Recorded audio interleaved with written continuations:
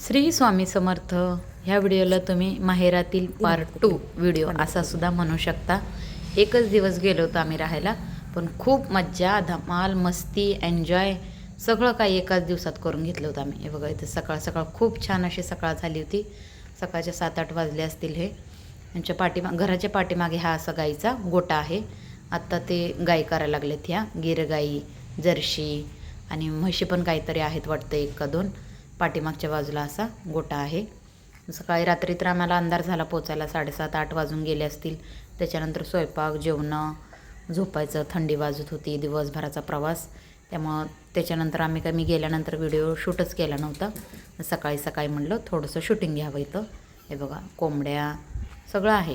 कोंबड्या आहेत. इकडच्या बाजूला झाडं लावली आहेत. झाडांकडे मी कॅमेरा नेला नाही, तरी काय भरपूर झाडं आहेत तिथं, तार मारून ताराच्या आतमध्ये. आणि हे आहे ह्यांचं ह्याचं बाळ, काय त्या गिर गाईचं पिल्लू. हे बघा छोटंसं, खूप मोठं आहे, भरपूर मोठा. ह्यांचा डोंगर आहे 24 एकराचा. आणि डोंगर भाग येतो हा. पाणी कमी आहे इकडं, अजिबात उन्हाळ्यात प्यायला वगैरे पण पाणी नसतं, कसलंच नाही. एकदम ते काय म्हणतात, दुष्काळ भाग झाला हा सांगली जिल्ह्यातील. आणि तालुका जत येतो ह्याला.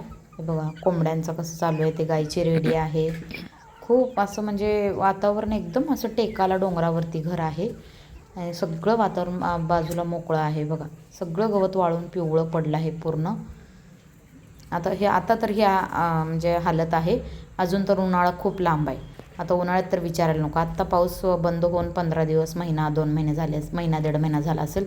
तरी पण आत्ता सगळं एवढं वाळून गेलं होतं. पुन्हा एप्रिल-मे महिन्यात तर खूप हाल असतात.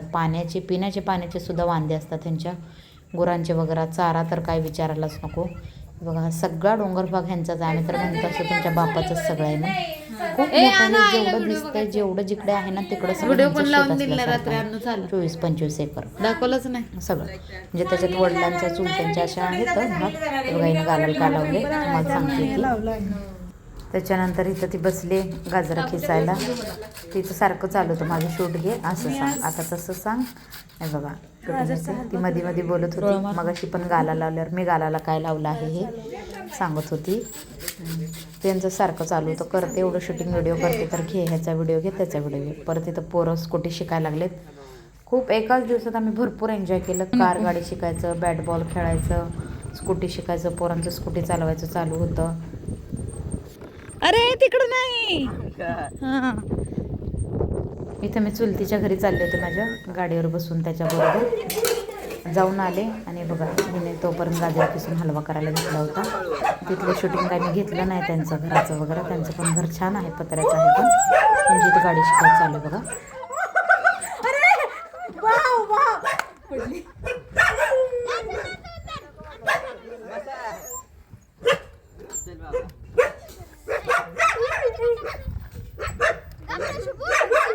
वडाचं नका बुखायलाय तुम्हाला काय व्हायले.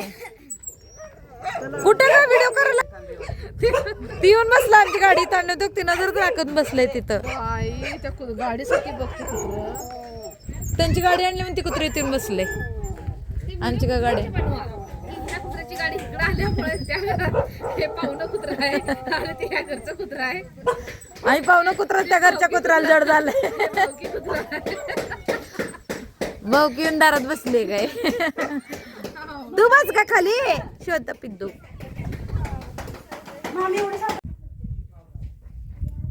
इथं खूप धिंगाणा, कालवा, मस्ती, सगळं कुत्रं भुकायचं. कोणाला गाडी शिकायची होती, कोंबडीला भुकायला ते स्कूटी चुलत्याची आमच्या लाईटवरची ती शिकायची होती. बघा ह्याचं एक वेगळंच कालवं. ते बघून ना बदकाच्या मागेला, कोंबड्यांना, ते सगळं जनावरांना भुकायचं चालू होतं. त्याचं सगळंच, त्याला पण नवीन हे प्राणी दिसतो ते सगळे. आणि ह्यांचं बॅट बॉल खेळायचं. ही मध्ये येऊन कॅमेरा चालू केली, माझा व्हिडिओ घे करून. सगळ्यांचं वेगळं. हे वडील बसले दारात बघा. सगळ्यांचं त्याचं वेगळं म्हणजे कसं पण ते म्हणतात ना पिंजऱ्यातनं पक्षी सुटल्यासारखे सगळे तसेच झाले होते. कोणाला काय करू वाटेल ते करायला लागले होते. त्यांची स्कूटी लाईटवरची आणली होती चार्जिंगची.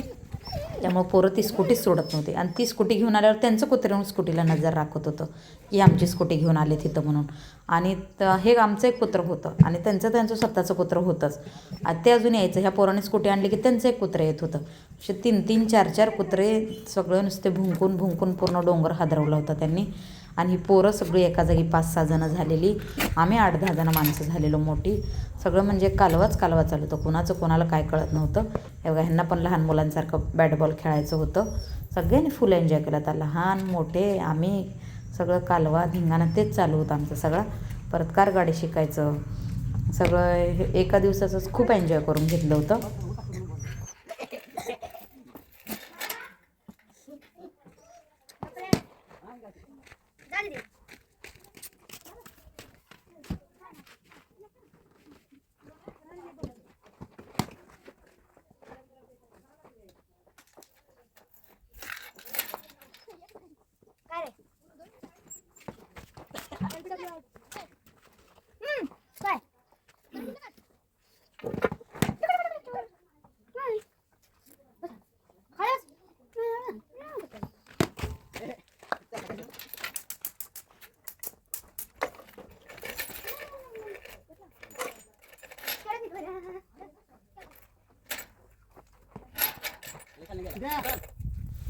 अजून तरी 1-2 ठिकाणी जायचं होतं पण वेळ नव्हता.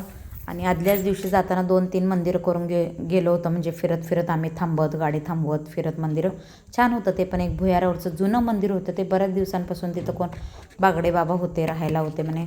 म्हणजे भुयारात त्या ह्याच्यासाठी बसले होते, स्थापना घेऊन काय तपश्चर्या तप वगैरे करण्यासाठी ते तिथं बसले होते, तपस्या करण्यासाठी. असं ते भुयारचं मंदिर होतं बागडे बाबांचं. आणि येताना तर व्ह्यू छान होतं, रोडने सगळं एकदम वातावरण छान झालं होतं रस्त्यात. म्हणून ते व्हिडिओ करत थांबत आलो होतो. आणि ते धानम्माचं मंदिर तर तुम्ही कालच्या व्हिडिओत बघितलं असेल. खूप कर्नाटकातली जागृत देवी आहे ती. कर्नाटकातले लोक खूप मानतात तिला. हा एवढा खेडवळ भाग आहे ना, डोंगर भाग आहे. आणि त्याच्यामध्ये 4च म्हणजे घरांचं गाव आहे ते. खूप छोटं गाव आहे आणि सगळे एकदम अशिक्षित गावंढळ अशी कन्नड लोक अशी राहतात. पण त्यात ती देवी येऊन तिथं राहिली होती. कर्नाटकातनं देवी रचून जसा विठ्ठल इथं येऊन राहिल्या पांडुरंग पंढरपूरला, तशी ती देवी पण कर्नाटकातनं येऊन तिथं राहिली होती रुसून येऊन. तिचं येता एका ठिकाणी लग्न पण झालं होतं सोमेश्वराबरोबर.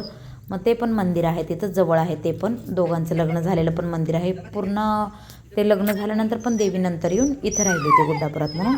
ते देवस्थानामुळे एवढं ह्यांच्या गावाला डिमांड आले ना. आता थोडीच घरं आहेत, बाकीचं तर म्हणजे काहीच नाही, पाणी नाही काय नाही. एकदम ओसाड भाग आहे. काय ते ह्याचं दुष्काळी भाग. पण गावामुळे खूप गाव एवढं आम्हीच ओळखायला नाही. एवढं पॉश सुशिक्षित एरिया एवढा छान झाला आहे सगळं. एवढं म्हणजे गावात गेल्यावर असं वाटतच नाही की आपण इथं आलो. आधी होतं, जुनं होतं ना तेव्हा खूप काळी दगडं सगळं मंदिर एवढंच होतं. आता खूप त्याचा प्रसार झालेला आहे. देवी पावते पण ती तेवढीच. कर्नाटकातल्या लोकांना चालत पण येतात भक्त लोक. ते श्रावण महिन्यात आणि कार्तिक महिन्यात अमावस्येला यात्रा असते तिची. श्रावण सोमवारी गुरुवारी श्रावण महिन्यात अशी यात्रा भरते. तर खूप जागृत देवस्थान आहे ते. खूप मोठं झालेलं आहे ते. त्याच्यामुळे यांच्या गावाला खूप चांगली ओळख भेटलेली आहे. ट्रस्टी आहे ते मंदिर. आणि कर्नाटकातले लोक त्यांचा मुख्यमंत्री वगैरे हेलिकॉप्टर घेऊन येतो कर्नाटकातला. त्याच्याने ते पुष्पवृष्टी वगैरे होते त्याच्यावरती. आणि त्याच्या हातून पूजा वगैरे केली जाते. बाई मध्ये येऊन सारखी कॅमेऱ्यात बघत होती, बोलत होती माझा व्हिडिओ कर आणि हाय बाय करत होती. त्यामुळे ते मंदिराने पण बऱ्याच दिवसांनी असं ते अंडी मटण वगैरे खाल्लेलं चालत नाही ना त्याला. वाण्याचा देव आहे तो. त्याच्यामुळे मग ते सोमवारी गुरुवारी आपण ज्या दिवशी खात नाही डोकं वगैरे घेऊन त्या दिवशी आम्ही दर्शनाला जात असतो.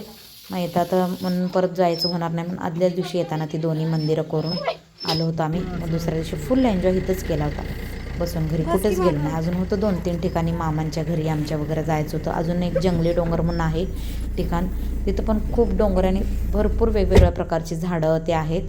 तिथं पण कोणतरी साधू महाराज तपश्चर्या वगैरे करत बसलेले आहेत डोंगरावरती. आणि तिथं पण अशा छोट्या झोपड्या, छोटी घरं आधीच्या काळातले झोपड्या आहेत. पुढच्या वेळेस गेले तर बघू, नक्की जाऊ. एकच दिवसासाठी गेलेलो असतो. आदल्या दिवशी जाऊन रात्री 7-8 वाजता पोहोचतो आणि दुसऱ्या दिवशी संध्याकाळ आणि 7-8 वाजता यायची घाई असते. आणि कधी सकाळ होते आणि कधी संध्याकाळ होते कळतच नाही. सकाळी उठतो लेट माहेरी असल्यामुळं, आणि संध्याकाळी 5-6 वाजल्यापासून तर जायचं घाई सुरू होते. आणि दुपारी जेवण वगैरे करायलाच 3-4 वाजून जातात. त्यामुळे असं वेगळा असा वेळ कुठं जायला यायला आवर्जून असं भेटतच नाही. त्याच्यामुळे कुठंच गेलो नाही. मस्त एन्जॉय एकाच दिवसाचं घरीच करून आलो. त्यात पोरांचं कारगाडी शिकायचं आणि उन्हाळ्यात आता गेल्यावर पोहायला शिकायचं असते. उन्हाळ्यात जरी 1-2 दिवस गेलो आम्ही तरी पोहायला वगैरे जातो, कुठं पाणी असेल तर. बघू तेव्हा गेले तर मी दाखवेन तुम्हाला. तर इथं आता हिला कारगाडी शिकायची होती. कारगाडी शिकण्यासाठी आम्ही 2-3 गावं गेलो होतो पुढं.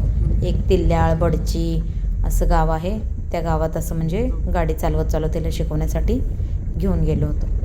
तिथं डोंगरात तर काय तिला चालवायला येणार नव्हती. तिथं काय रस्ते चांगले नाहीत. पूर्ण तिला हायवेला आणलं डांबरीला आणि त्याच्यानंतर हे गाडी शिकवत होते तिला. बरेच दिवस झाले माझ्याकडून 8-15 दिवस झाले व्हिडिओ टाकायचा राहिला आहे. व्हिडिओ लेट टाकल्यामुळं बरेच दिवसांचा असल्यामुळं क्षमस्व. आणि आता संक्रांत आहे, भोगी कर वगैरे आहे, त्याच्यामुळे मी व्हिडिओ आता 2-3 दिवस झाले नाहीच बनवले, टाकले नाही. संक्रांतीच्या तयारीला नादाला म्हणजे त्याच्यातच होते मी नादात. आणि हेच टाकायचे राहिले. आधीचे एवढे छान मी व्हिडिओ घेतले होते. त्यालाच असं मला व्हॉईस द्यायला हे करायला वेळ भेटत नव्हता. आज खूप वेळ घेऊन मी हा व्हिडिओ अपलोड केलेला आहे. म्हटलं आता काहीच नाही, दुसरे व्हिडिओ तर बनवायला वेळ नाही आणि बनवत पण नाही मी. त्याच्यामुळे म्हटलं हे तरी करूया, पाठवूया, हे तरी व्हिडिओ पाठवूया म्हणून भरपूर वेळ घेऊन हा व्हिडिओ मी करायला लागले, अपलोड करायला लागले. तर खरंच व्हिडिओ आवडला असेल. कालचा पण व्हिडिओ छान होता मंदिराचा, तुम्ही बघा. अजून बघितला नसेल तर चॅनलवर जाऊन. एवढं देवीचं मंदिर एवढं प्रशस्त, एवढं छान झालं आहे. तिथं दासोद म्हणून अन्नदानाची सेवा आहे तिथं पण जेवणाची सोय आहे. ते तर एवढं मोठं एवढं प्रशस्त होतं. व्हिडिओ घ्यायला चालतं की नाही म्हणून मी घेतला नाही तिथला. पण खूप छान एरिया होता तो. बघा तुम्ही मंदिर अजून जाऊन बघू शकता चॅनलवर. संक्रांतीची पण तयारी चालू आहे. बाजारात जायचं, हे आण ते आण, काय आणायचं करायचं. पण मी नाही, व्हिडिओज घेत नाही आहे कामामुळं. म्हटलं हे आहे हेच पाठवावेत आणि बाकी मला करायचेच आहेत बाकीचे व्हिडिओ. तर आता 1-2-3 दिवसानंतर येतील आपले व्हिडिओ बाकीच्या विषयांवरती. इकडं खूप असे लांब आम्ही गेलो होतो गाडी चालवायला तिला शिकवत. ती माझा व्हिडिओ कर मी कशी गाडी चालवते मला बघू दे. तिचा व्हिडिओ करत बाहेरचं पण थोडंसं दाखवत होते. तर छान काहीतरी मक्का आहे वाटतं ती. अशी तिला गाडी शिकवून आलो होतो आम्ही परत घेऊन. शिकली सोडा तुम्ही सगळं, मी उतरते जरा खाली आणि मग या दोघं जण.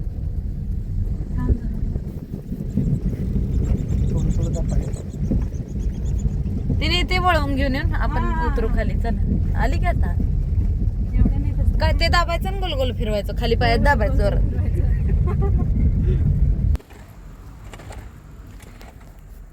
इथं गाडी चालवून येताना आमचे चुलते इथं काहीतरी करत होते छोटे, ते बघण्यासाठी थांबलो होतो. परत तिथं आईनं भाजीपाला लावला आहे बघा. भरपूर वांग्याची झाडं, भेंडीची, गवारीची, कांदे असे काय होते भाजीपाला, ते घेण्यासाठी इथं थांबलो होतो आम्ही. तर थोडं थांबून फिरून तोडून पण घेऊन जा. मिरच्या होत्या. त्यांचं इथं व्हिडिओ करू नको असं तसं काय चालू होतं मध्ये हे बघा. हां हो, इथं बी कोण बाटली टाकली. बाटल्यांची कमी नाही आमच्या. स्ट्रिंगची येते. स्ट्रिंग पिते काय हां, तुम्ही बघायला आलता का रोज? हो, आमचा नवरा इथं भाजी तोडायला लागले. सर रे